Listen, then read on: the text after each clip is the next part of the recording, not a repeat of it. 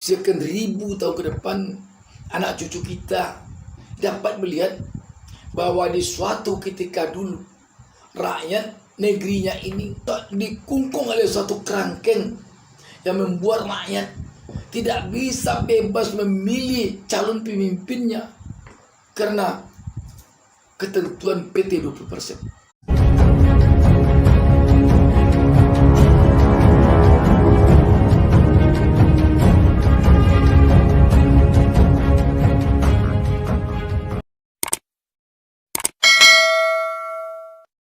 Assalamualaikum warahmatullahi wabarakatuh. Jumpa lagi dengan saya Bustami Narda.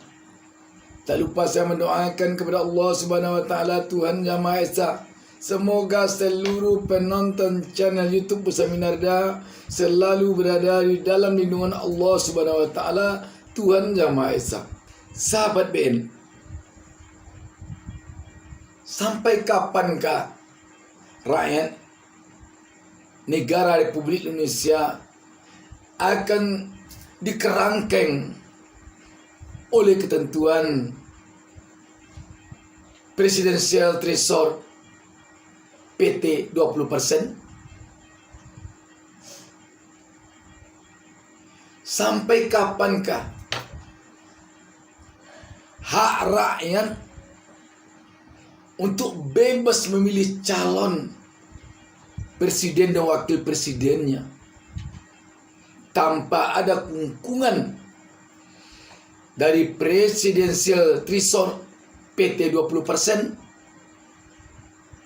Sampai kapankah demokrasi di negara Republik Indonesia ini akan dikungkung oleh ketentuan Presidential Threshold PT 20%? Pertanyaan-pertanyaan ini sekarang berpendar dalam ingatan, dalam pemikiran, dalam kegalauan masyarakat Indonesia, rakyat negara Republik Indonesia.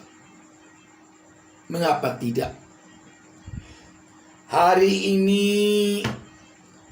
Partai Nasdem mengadakan Rakernas, Rapat Kerja Nasional, untuk menentukan siapa yang akan mereka usung untuk menjadi calon presiden dan wakil presiden pada tahun 2024 nanti. Tetapi kita melihat Partai Nasdem tidak bisa mengusung calon sendirian. Dia harus mencari teman koalisi beberapa partai lain. Padahal kalau kita perhatikan, Partai Nasdem merupakan partai yang paling cepat mengambil keputusan dan paling cepat tahu tokoh-tokoh yang menjadi impian rakyat selama ini. Ketika Partai Nasdem memutuskan mendukung Ridwan Kamil sebagai calon gubernur Jawa Barat dulu, Partai Nasdem dengan cepat menentukan Ridwan Kamil.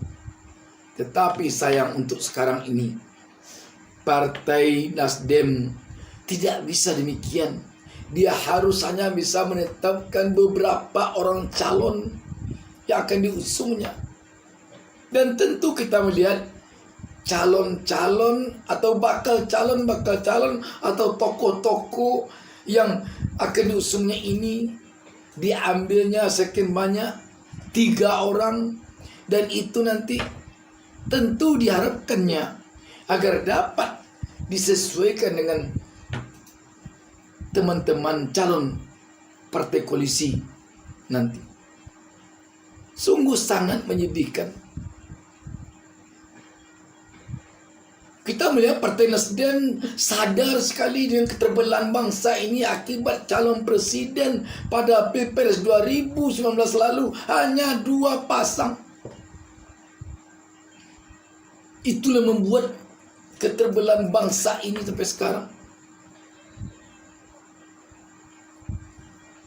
Oh, ada dalil yang mengatakan keterbelahan bangsa ini karena Pilkada DKI Jakarta. Tidak itu sebenarnya. Tetapi awal mula adanya Pilkada DKI Jakarta, setelah itu disambut oleh Pilpres 2019.